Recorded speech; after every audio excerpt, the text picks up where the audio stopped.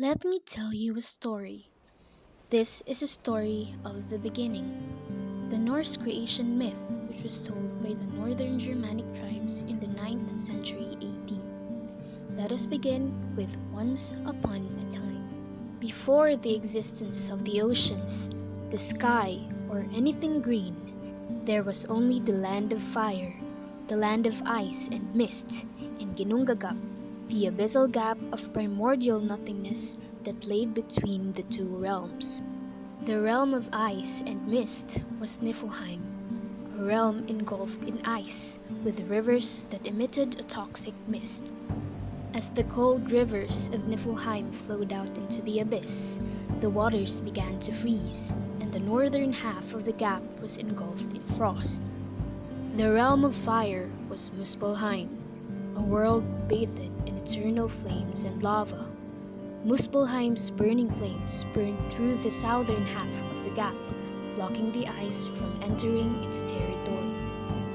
Over time, the fire began to melt the ice, and as the droplets of water fell, the first Jotun was created.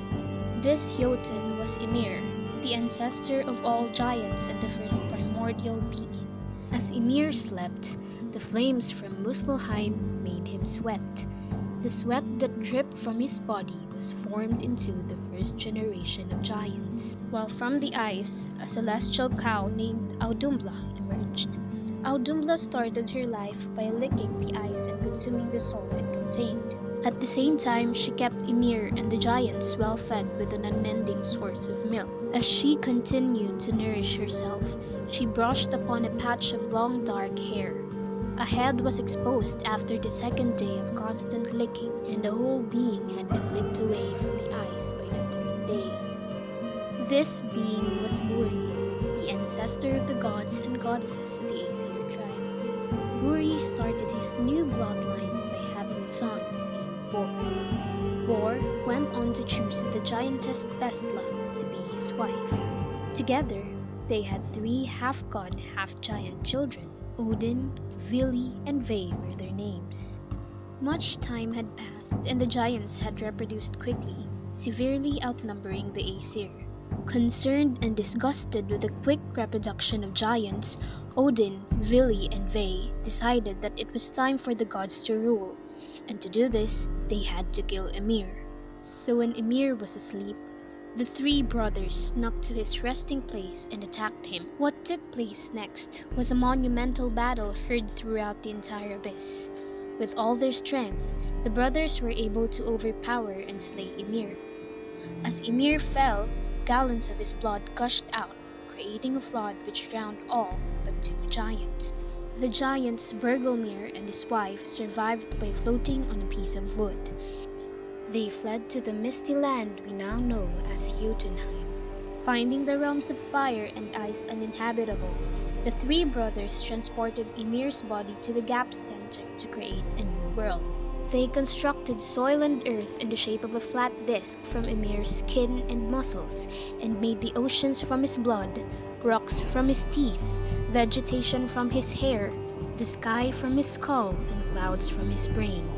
The brothers discovered maggots in Ymir's decaying flesh and used them to create the dwarves, which are powerful people skilled in craftsmanship and smithing.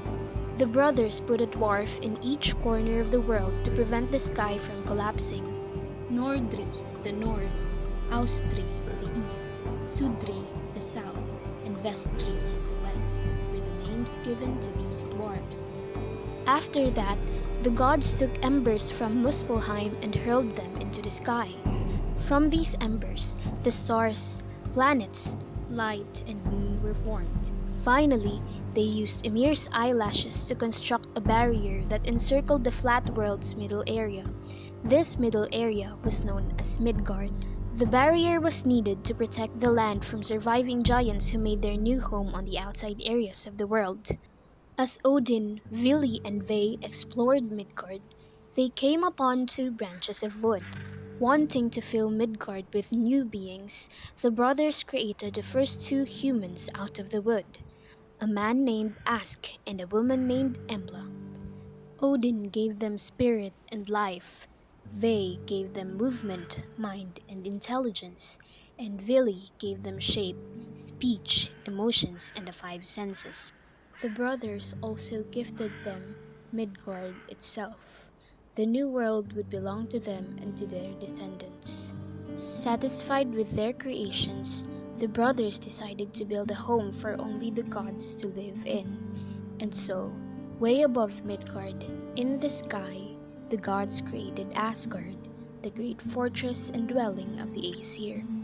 Not long after this, the son of Ask and Embla had two beautiful children of his own. In fact, he believed them so beautiful that he named them after the sun and moon.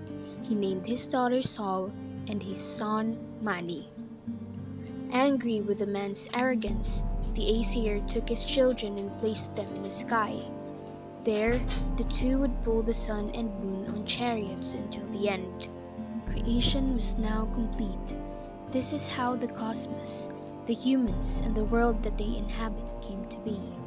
The worlds created by the gods will remain for a time under the cosmic bounds of Yggdrasil, the central sacred tree and the tree of life that holds the 9 worlds that the gods had created. And while there were many more stories and adventures to come, a prophesied event in which creation devours itself and destruction comes to the known world was coming closer and closer as the sands of time fell. This event is known as the Ragnarok.